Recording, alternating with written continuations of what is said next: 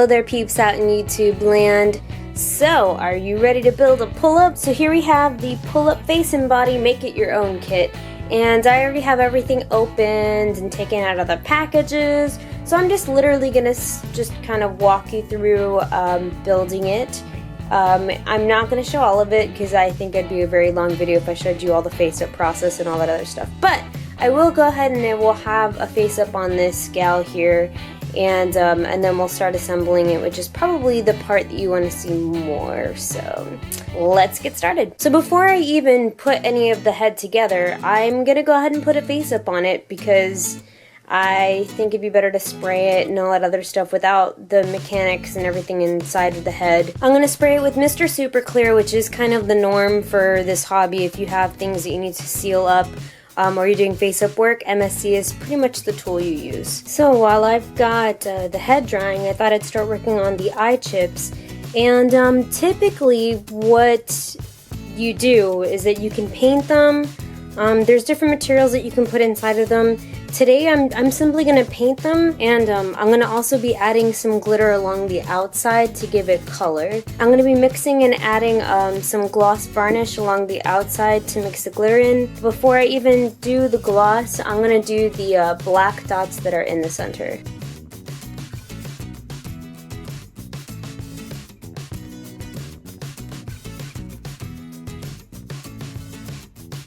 When you're done painting the black part of the eye, you just want to make sure that if you were to put it up to the sun or put it up to some light, that you don't have any blank spots in them. That way, when you put the eye chips in, on the reverse sides, you'll see that it's completely black. You can also add some details along the outside. I'm looking at some of my other pull-ups that I have here, and they've got little white dots along the rim, so I'm going to go ahead and add that as well, and then I'll be adding the glitter.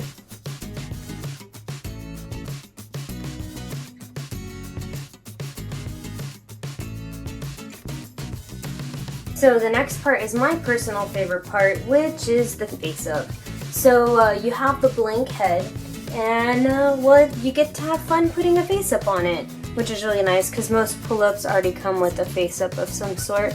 So this is after 15 minutes of MSC spraying fun times, and I'm gonna just kind of do some basic stuff. I'm gonna jump cut through some stuff so you can see like kind of me putting the face-up together.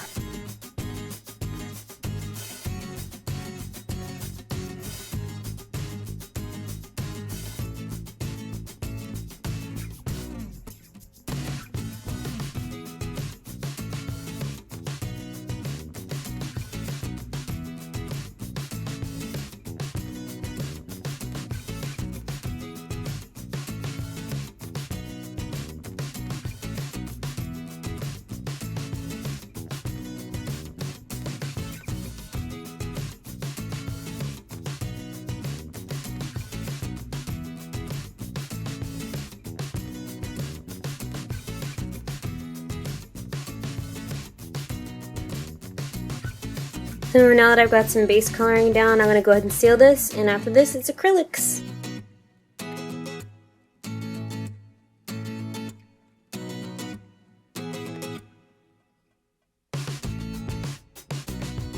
So what you're also going to want to do after your eye chips are already dried and ready to go, I put glitter and I put some other stuff in my eye chips here, so I'm going to place them in there. Depending, if you have little designs in your eye chips, keep in mind, based off of what our box says here and what we're going to assemble, this little point down here with the little screw end that's going to have a screw in it here is the bottom. So when we eventually put this in here, when we put this mechanism in here, you're essentially going to be seeing that this is going to be the top and this is going to be the bottom of your eyes. So like for me, for example, I made these little eye white sparkle things in there. So I want to make sure that when I have them glued in here, that I'm going to have them facing the way that I want them to be facing.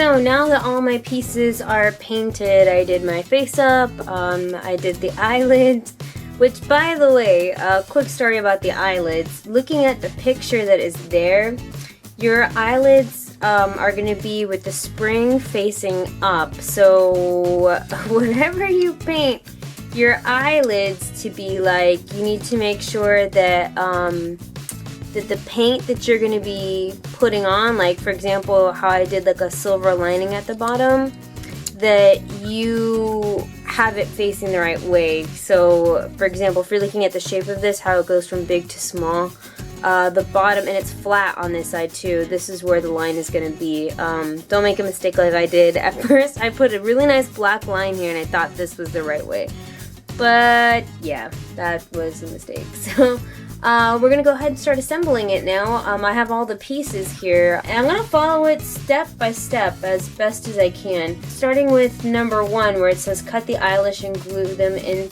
onto the back of the eyelids. You could use a white Elmer's glue to attach it on there. For sake of time and just for speediness, I'm going to use just like a super glue to attach it on there. So I'm gonna glue it. I'm gonna glue it here like this. So. Okay, so number 2 says to go ahead and place the eyelids onto the appropriate places shown on the diagram. So that is what we're going to go ahead and do. Making sure that your spring is facing upward. That's going to tell you where it goes. This one is going to go here.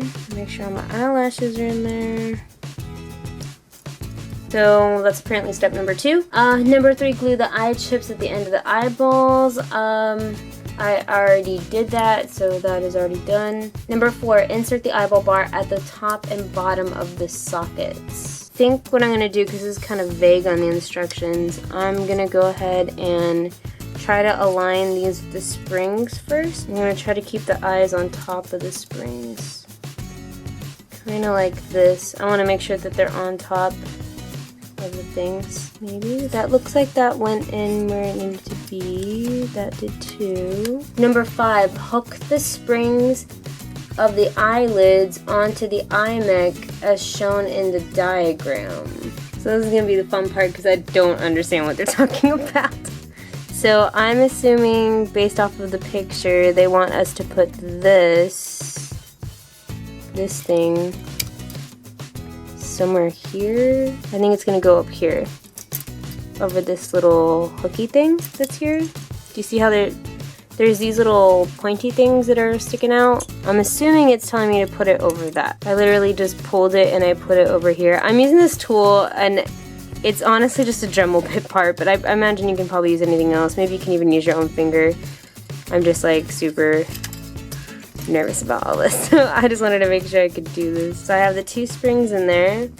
Hopefully that's what they're talking about. Number 7, secure the face and eye neck using a small screw. And that's number 7. So I'm gonna go ahead and pick up one of the screws that I have here. They're all the same size, so it says to put them here. I'm gonna go ahead and put that in there. Okay, so now when I put the screws in there, whew, I did 1, 2, 3, 1 on the bottom.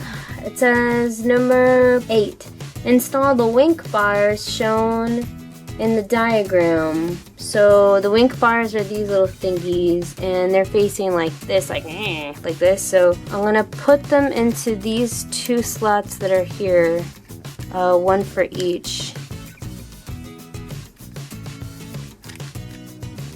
I really want to see if this works or not. Like already. Woo! Magical! Look at that! That's so cool. Look at it. Oh, cool. Okay, I think I installed everything okay then. Number 8, insert the body as shown on the diagram. So I'm going to go ahead and there's a slot here. I'm assuming this is going to go on top because it doesn't really show you it going through. So maybe it is on top. Maybe it goes through it. Yep, it goes through it. It slides right through. That's why this little gap is here. Number 10, put the back part of the head and secure with a large screw. And there's 3 screws left. There's a screw that's supposed to be in here, a screw that needs to go in here, and then another screw that's gonna go at the top of the head. So I'm not gonna lie, I kind of struggled with it a bit at first, and I think the reasoning behind it is that the screws that were inside the head, I didn't have them screwed in all the way because I was scared of tightening them too much. I still didn't tighten them like super hardcore, but the first time I tried putting it in, I had like huge gaps everywhere along the outside of the head. And it wasn't until I made those adjustments in the inside of the head and just made sure that those screws were screwed in properly, as close as I could feel comfortable getting it to. I went ahead and I started screwing the ones that are supposed to be 1, 2, 3 here. And I kind of just evenly tighten it all the way around. So I'll just do like a couple of seconds, like, you know, I'll count the rotations. I'll do like 1, I'll do one up here, 1, I'll do one over here on this side, 1. So that way they're kind of all getting evenly screwed in at the same time, because you don't want to have one really, really tight and the other ones are kind of just like straining the plastic and whatever. So I went around to each one, and I only did it a couple of equal turns for each. So I think that's good. I'm gonna be good with that. I mean, I could tighten it more. It's really scary when you have plastic and screws, because you don't want to strip out either the socket that it's going into or just the screw itself. But yeah, so mission accomplished, guys. I got the head on there. Yay! So now that she has her head attached, you can go ahead and put on the wig. And these girls are going to need really big wigs, probably like as if you were to size them for like an SD size doll. I have an SD size wig that I have. I'm going to go ahead and slip it on her so you guys can see. Whenever you're putting on wigs, you're going to have to be careful with the eye mechanisms that are placed in the back. You're going to want to make sure that that you can either get access to them or that your wig will be big enough to where you can cover it. If not, it's going to be in the way, so you have to make sure that whatever you have is going to be able to cover it, or you're going to be able to make do with it. So I'm just going to go ahead and kind of put it over it for now, because I'm not going to be doing anything with the eyes. And just play with this for a little bit, like this, boom, and boom. Now we got a cute little, I don't know, she looks like a pixie cut hair chick.